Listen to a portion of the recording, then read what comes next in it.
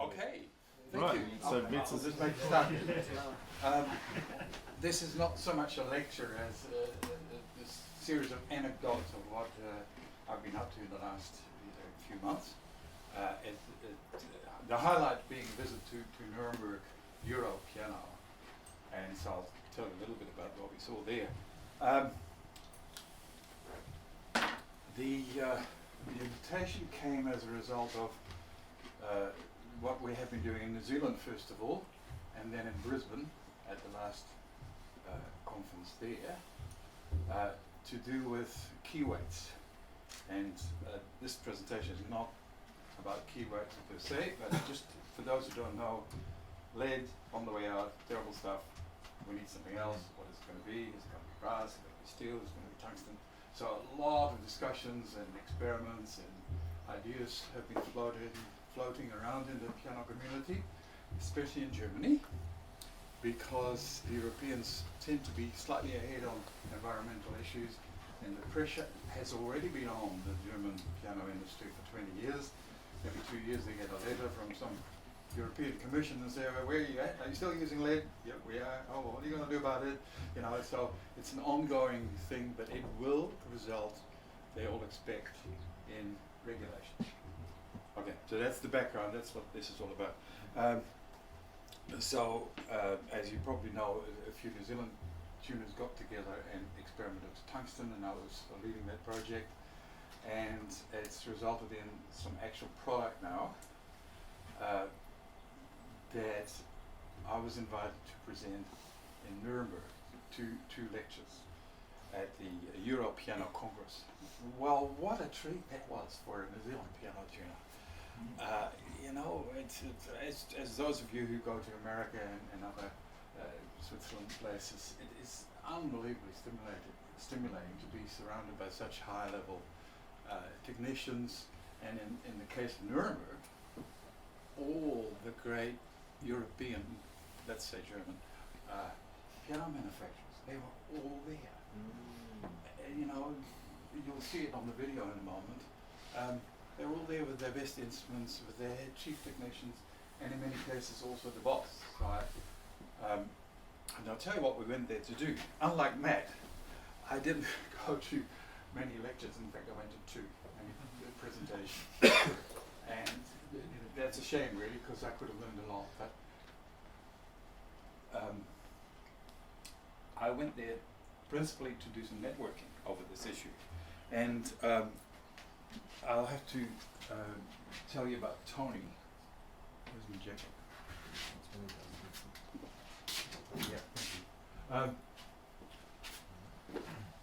It wasn't I who went to Nuremberg with this, it was we, because Tony Coffey, you may know him as APS if you've been to Australia to any of the conferences. He's got a high-end, Tony Coffey is his name, C-O-I-F-F-E-T, Tony. He runs APS, which is a fine tools distributor in Australia. And so it's not like Parks. Parks is probably scaling back a little bit. He's scaling up with high-end products. The one that you saw demonstrated last time, VJ was showing this tool. That's the sort of tool he carries. Really nice tools. This one is for taking a slight bending out of a string at the bridge. Brilliant tool if you haven't seen it used. But we did get a demo from VJ last time. We're using it all the time now.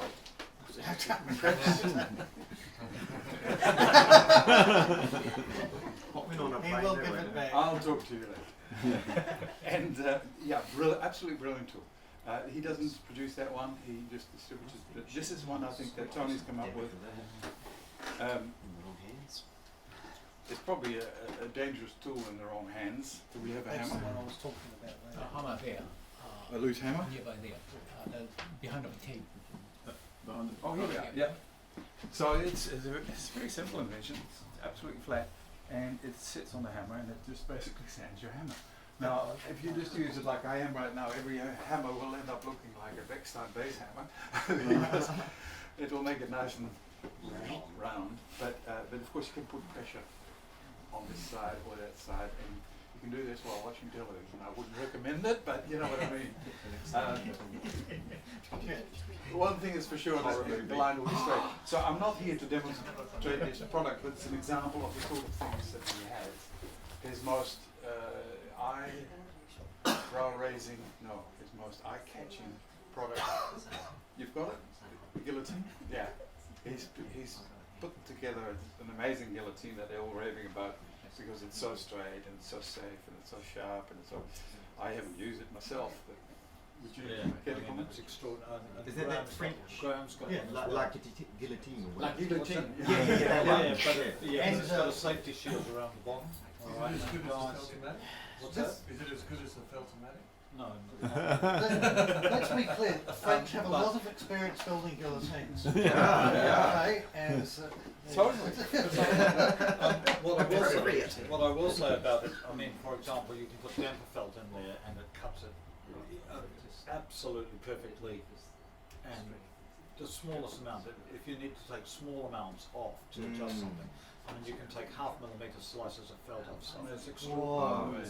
Yeah. See, that's where it comes into its own, isn't it? Yeah. You can do that. That's exactly And, right. and Tony's quite a genius when it comes to manufacturing in the steel and design. He works together with engineers and others. So yeah, he's quite a force to be reckoned with, I think, as he expands. And so he approached me about this. He said, "Look, I like what you're doing. Can we go together on this?" So Tony and I are off to Nuremberg. And after I flew into Sydney to put these boxes together, put all the way through a bit of work, and then we flew not to Nuremberg because there's no airport in Nuremberg. We flew to Frankfurt, which is 5 hours drive north of Nuremberg. And I'll tell you this bit. On the plane, I saw that there was a general railway strike in Germany. All the trains in Germany stopped going. We already had tickets, couldn't use them. No trains. Well, that's all right. We'll rent a car. No, all the rental cars were gone, of course. Oh, well, catch a plane. No planes, and besides, there's still no airport in Nuremberg. So all those options were off the table. And I was talking to an Emirates chauffeur, and he said, "Can you drive us to Nuremberg?" And he was like, "Are you sure?" I said, "Yep. We'll have to go there." The reason for the urgency was I had to give my presentation there, so we had to get there. So here's Tony and I in this very fancy Mercedes at 180k down the motorway in the left lane, and the two of us on the back seat making business plans and very luxurious.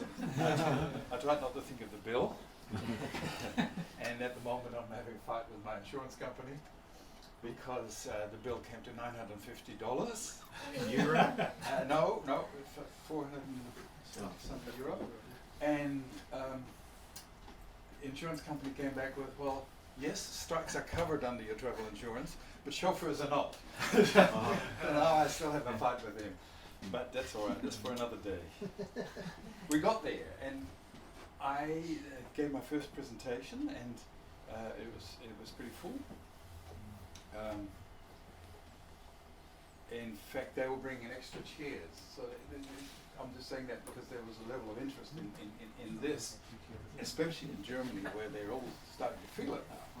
So they were all there, and I met so many technicians there. And the reason I didn't go to any presentations was there was so much networking to do, because I got to talk to all the head technicians, the owners of, well, we'll see them soon because they're in this video, but you know, from I met Fanny Steingraber there from the Steingraber family, and Suzanne Petrov Factory, and Förster, and you name it, they're all there. So it was such a treat. So I lectured up and had drinks with just about all of them. It was more of a networking / socializing session than a series of lectures from them. Anyway, there it is. So for my second presentation, the word had got out, and they all sent their chief technicians, guys from Beckstein and Schimmel were there, and Steingraber and all the others. So they were all wanting to find out. So we started this in little old New Zealand, and I was feeling quite, Where are you from? From New Zealand? Oh, that's a long way, you know. But the reason for us to be proud that we're doing something that catches attention. So this is what it's all about. This is series 1. We're having a slightly more sophisticated series 2, also cheaper, because these are not cheap. We bring the price back, and the box has got a little bit jumbled in transport. But there's a kit that will do a piano for you. There's a hammer kit that will do several pianos for you. And let me just talk about this cute little hammer kit. Many of you have never put any weight in hammers. It's not what we do and what we talk about. And yet, you get a piano that is a little bit, you have a feeling that it has more tone. Or somebody's put a light set of hammers on like you had. If you want a bit of body, a bit of oomph on the piano, you may have seen David Stanwood, the American touch design specialist, put little clips, binder clips on piano. He did a demonstration for us too. Right, the little binder clips. Stationary binder clips. Not only, I'm thinking, he can't be serious. He is serious. Jan sells them. Not for testing a prototype, we just put on pianos. Like, oh, come on, guys. Anyway, these are a step up from the binder clips. Except they're easily reversible. If you don't like it, you take them off. Yeah. That's the beauty of them. No, I wouldn't use the word beauty together with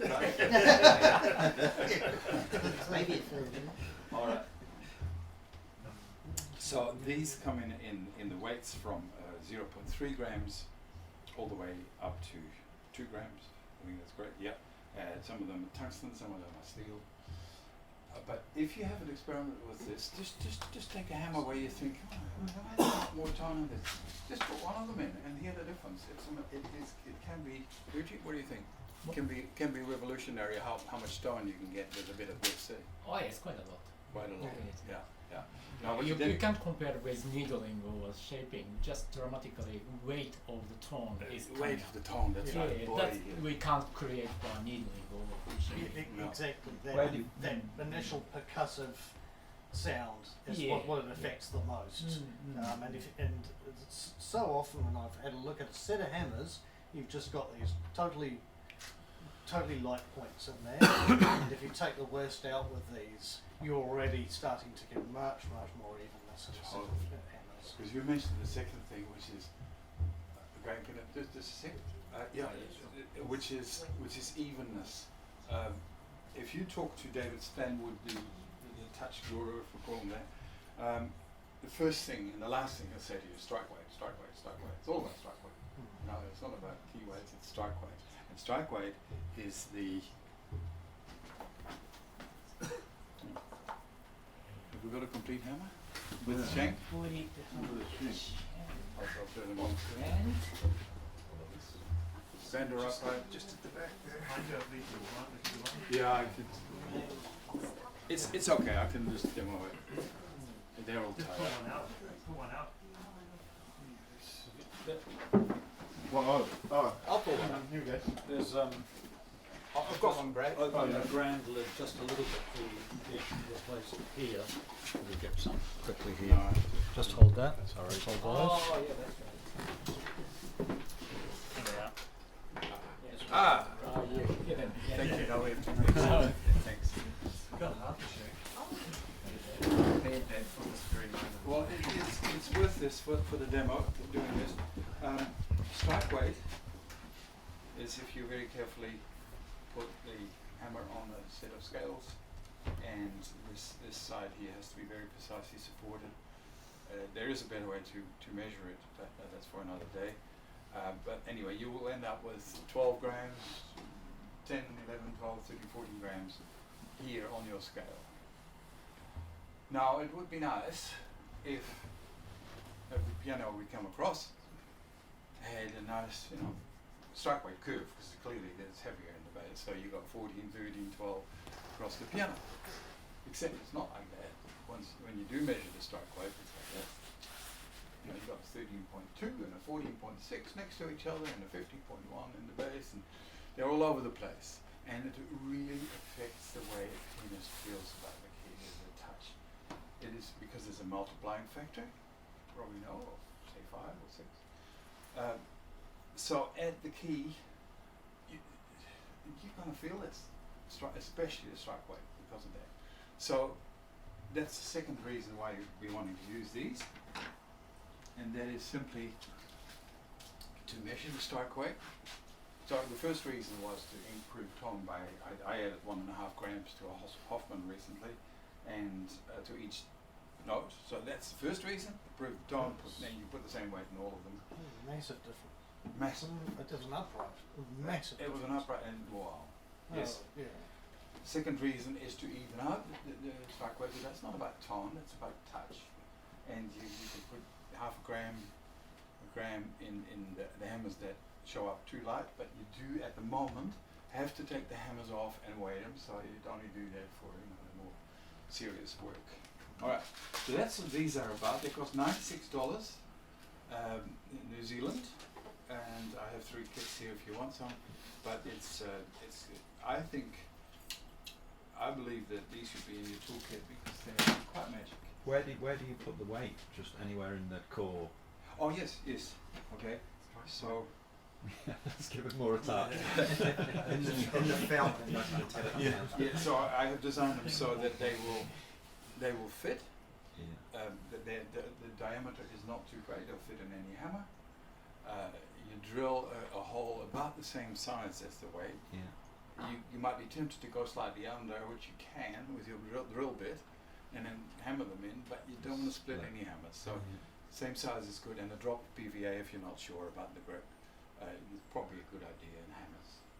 For the key weights, we're not doing that anymore for the next series.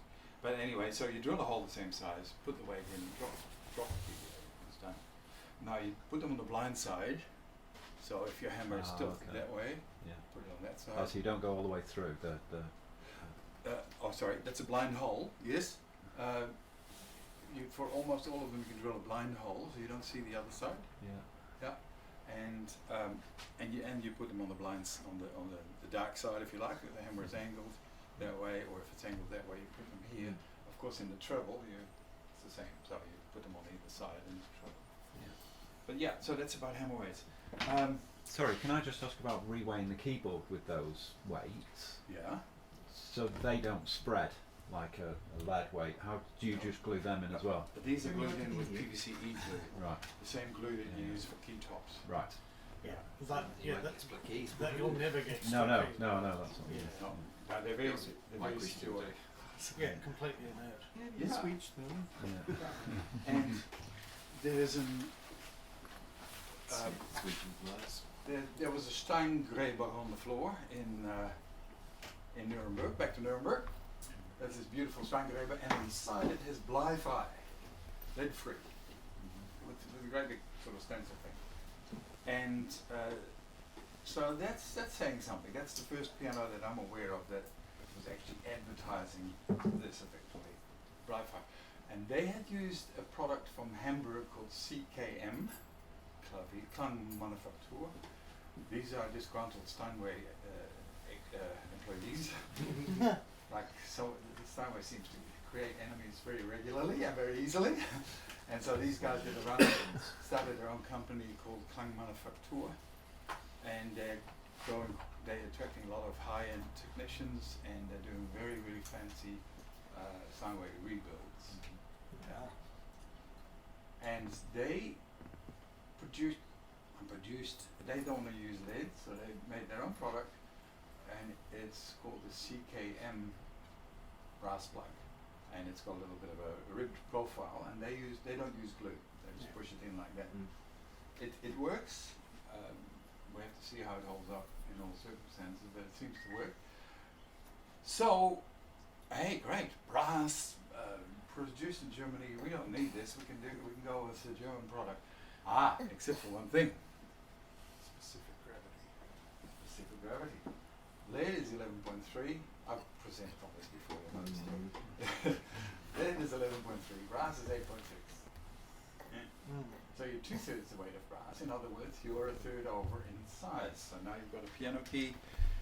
You have to drill more holes. You have to drill bigger holes. The piano key is going to go. Going to flex.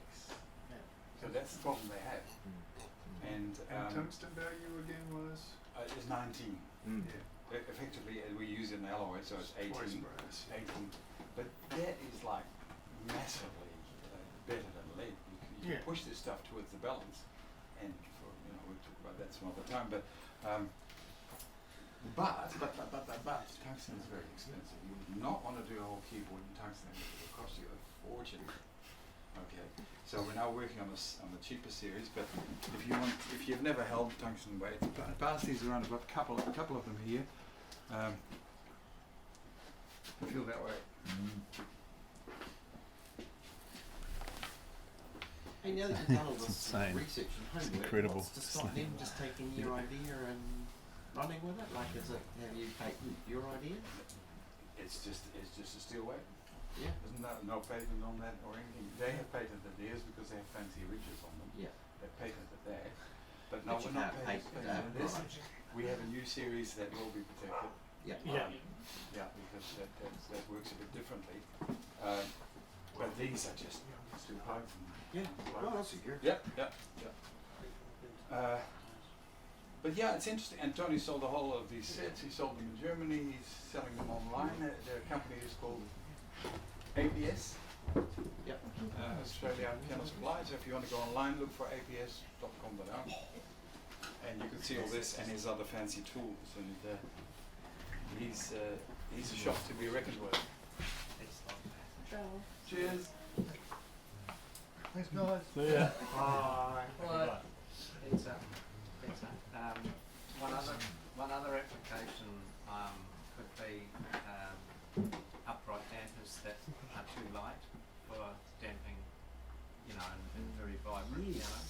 Yes. And some of the manufacturers put brass drums. barrels and Yeah. drums in it, which is a little bit of weight, but some of those hammer weights Yeah. buried into somewhere on a damper barrel, for example, would add that mass.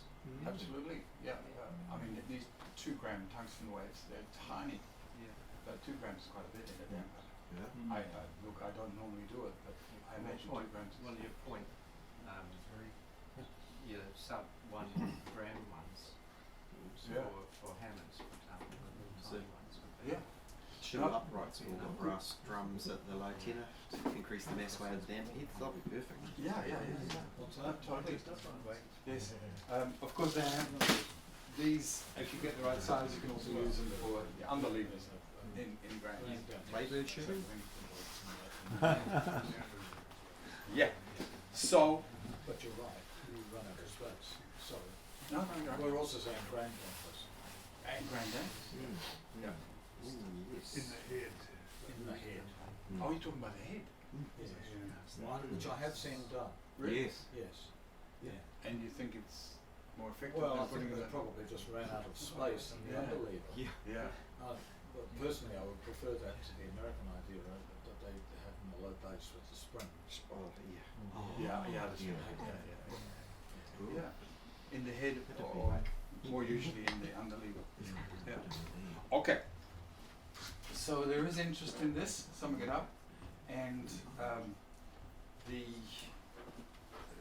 especially the owners of these factories were sort of driving this away. That they were clearly aware of their image that they can create by being lead free. So Udo Zauter, the Zauter factory, bought a set, and Zala bought a set, and August Förster bought a set, and all these big names. So they're coming on board. Right. Then back to the pianos. One of the treats of going to an international conference, and I hope you all do at some stage or another, is that you get to see some beautiful pianos all in one place. Very well prepared, because they send their best technicians, and they're there at 6 o'clock in the morning, tuning away and voicing away and all that. Now this was out of this world, this Nuremberg conference, because they had 11 concert grand pianos. The smallest was 270 centimeters, there was a Fuzzioli that was 300 and whatever it is, 304 or so centimeters. Yeah. Like a moving room. And they were all in one room. So it was such a treat, and you were allowed to play them for 15 minutes. If you put your name down on a list, and as I did, and so I had an opportunity to play and compare and enjoy 10, Lennon's wasn't there, 10 very large, very beautifully prepared concert pianos. And that's an incredible treat. And I've got a video here of a young lady who was doing her 15 minutes. Thank you. Just wake up the computer. The computer. Just wake up the computer. No, Yeah, touch the laptop. computer. Yeah, Oh, laptop, yes, your laptop. switched off. It's behind you, I think. That's the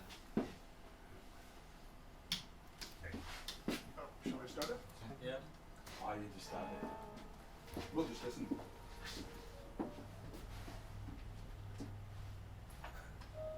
Is that one?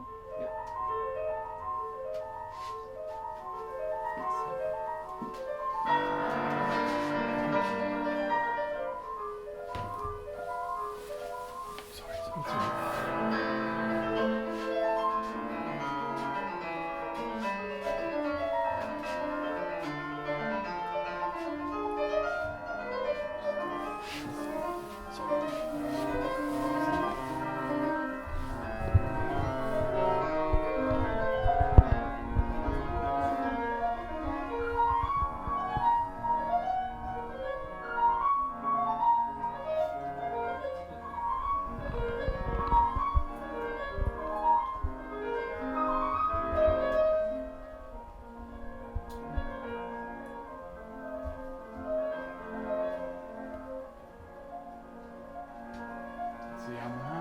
Shimmer, isn't it? It's a Salmon.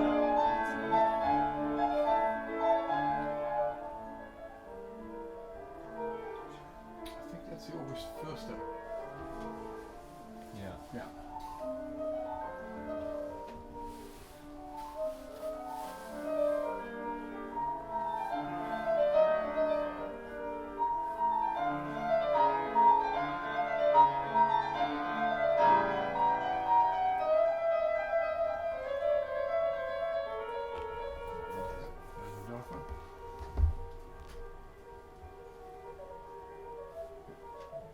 Next time. What was your favourite? I'll tell you after. Play.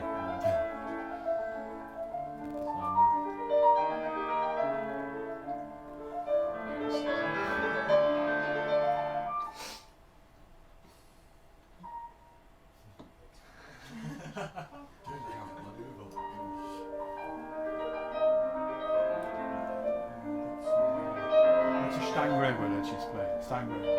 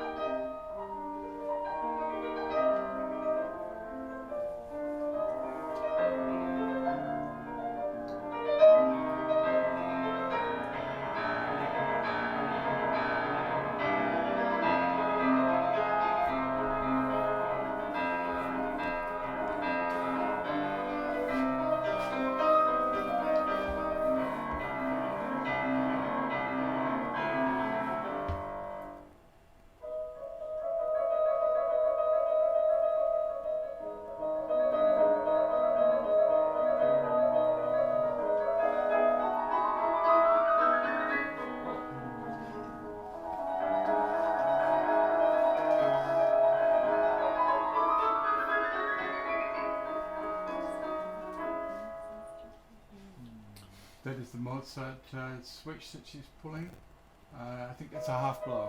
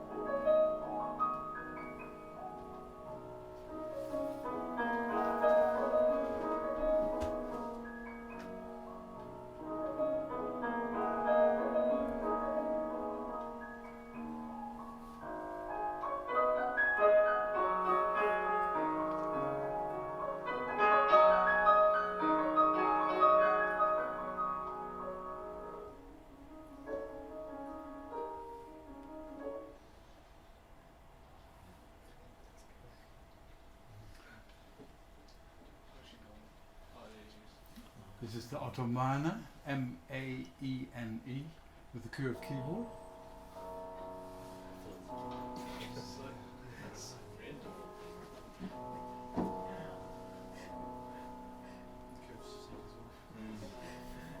What did the keyboard feel like to play? I loved it. Yeah. Not the piano. The piano wasn't great, but the curved keyboard. Yeah, yeah, very cool. Yeah. Very ergonomic.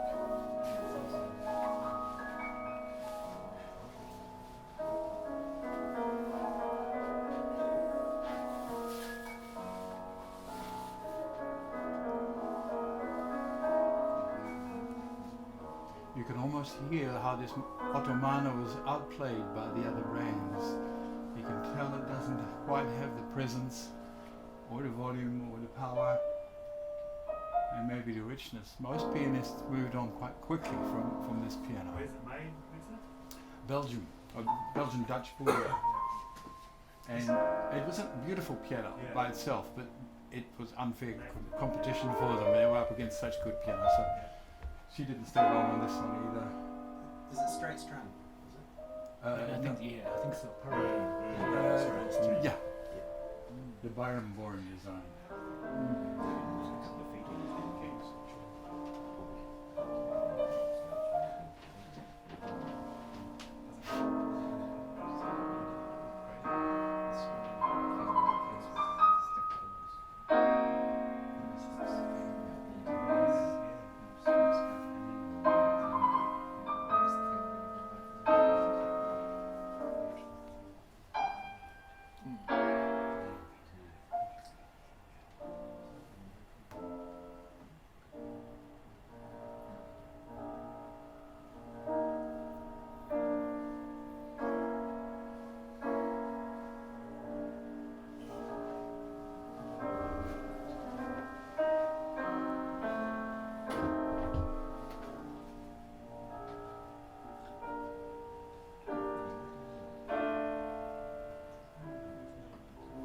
There you can see the straight stringing.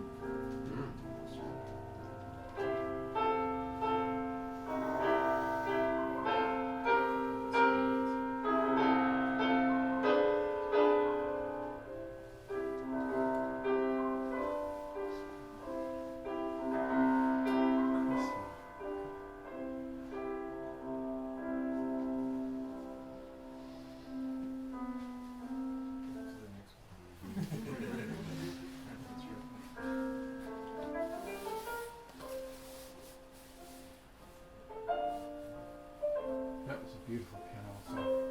Apparently you quite like Mrs. Petrov too. Oh, has the news gone out? Janet says we I have to call give her- him shit because he was flirting with Mrs. Petrov all weekend. I know her as Susan.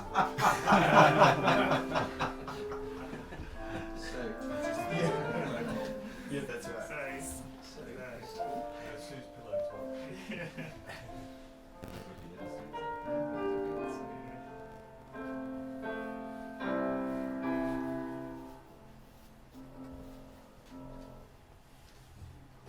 She only has 15 minutes, so For she has all to of move them? on. For the whole lot. It's been too long on the album.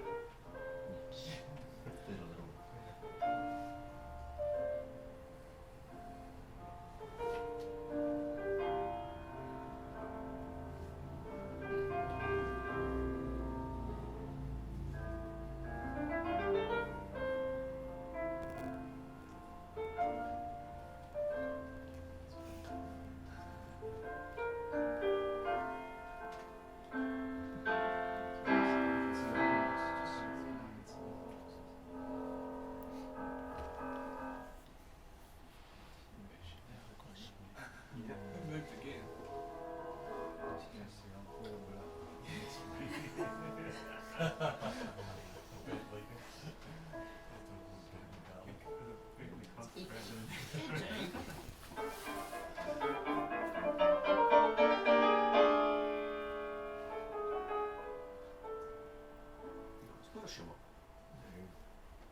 No, that's the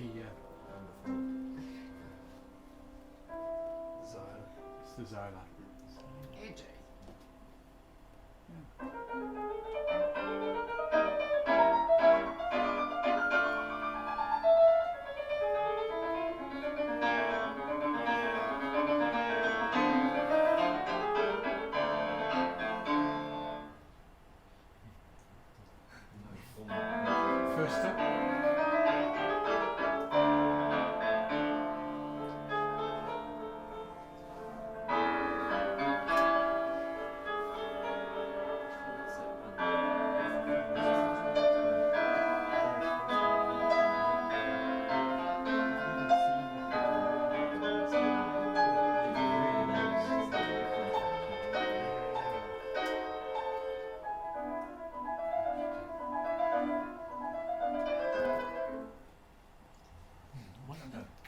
she's off to Going back to the Pestle. off to her two favourite pianos.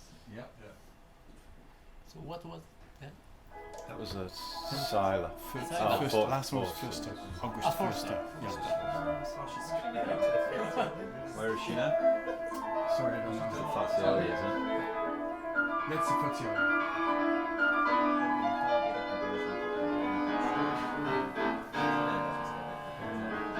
Can you hear that?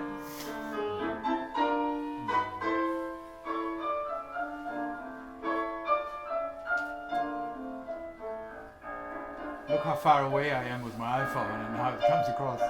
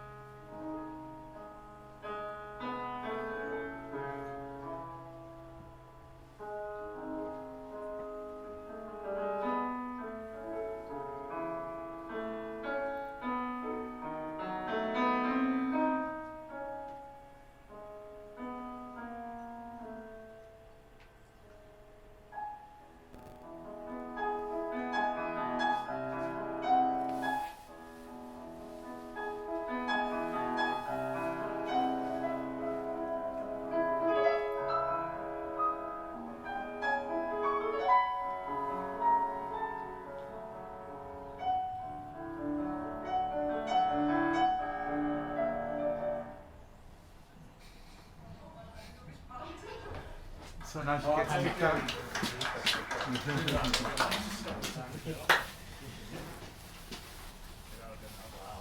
Any comments? Can we have the lights on, perhaps? Beautiful. What do you think? They're all good pianos. Are they? Did everyone get to vote on what did they ask them what their preferred piano was? I Every asked her, pianist? I got to talk to her afterwards. Yeah, but there wasn't like a vote for everybody that played. I don't know, there may have The been one that loses is invited back. Yeah. there was a public demonstration. I heard one of them in the big room when they moved all these pianos out in Yeah. the great big room. Yeah, but no, I'm not. What did you say? What is your favourite one? Which one? Ah, Are you going to reveal that? yes, and a few surprises. One of them was how, because they were so well prepped, how they all came into a similar territory. They all started to a little bit like each other because of that Too close. level of clarity and the brilliance. And the bass is often quite different. Some basses are more brassy and trumpety, and others are more sort of cello-like. So in the bass, there were differences. And the old brands like August Förster, especially, and Steinberger, they had just a glorious tenor sound. It's still going to stay there forever. So that was one. The other thing was the pianissimo. The voicing for pianissimo was nice and soft, and I often make a point of it. I like when you voice, you don't want too much brightness in the pianissimo, but as shopkeepers, of which I count myself one now, you have to be a bit careful with a very soft pianissimo, because you get somebody with weak fingers that play the piano. Oh, there's not much tone to this piano. And they're also concert instruments as well, so they're not And going so, to be. sorry? They're concert instruments, so they're not going to be voiced too soft, but otherwise they're not going to. Well, that's true, but these were, they had a nice mellowness in the pianissimo, but if you put them in the shop, you probably boost it a little bit, just to sell, strangely. That was another thing, and what was my favourite piano? It was, once again, I had played, it's the Fazioli. I had played the Fazioli beautifully prepared in Adelaide, wasn't it? Yeah. And I had exactly the same experience this time around. In Adelaide, I sort of sat down and, 5, 6, 7 seconds later, something happens, and you go, you end up in dreamland somewhere, and it's just, it's like magic. And I had exactly the same thing here. It takes a while, you play a few notes, you try to feel what the piano wants to do, and oh my God, and then the magic strikes, and you're just lost, and this Fazioli was stunning. And I could hear it here on the recording. I mean, they all sounded good on the recording, but the Fazioli sounded just stood out from across the room. It's a 3-meter piano, not 270. But the power and the brilliance and the clarity and the magic. So that would be my favorite. And I asked her afterwards, what's the Fazioli? She plays a Steinway B at home. But, she wanted to take the Fazioli home. But well, I hope you enjoyed that. It was just a different way of listening to Just one question, you gave the price for the little sets, what's the big key weight sets? This one is $214. Yep. And that one is $96. And did you say that you used PVA on the hammer ones and PVCE on the key? Yeah, for these it doesn't matter. For the hammer ones you can use any old glue really, because they will stay in. So you use PVA, but that's stay consistent. PVCE. PVCE is ideal for these because it has a bit of give, and if they're too brittle they could knock out. Where do you get your PVCE from? Oh, I just buy a craft glue. It's the same thing. Which one? Alien's, Is it? Alien's craft glue. It's an international product that's been around for 60 years.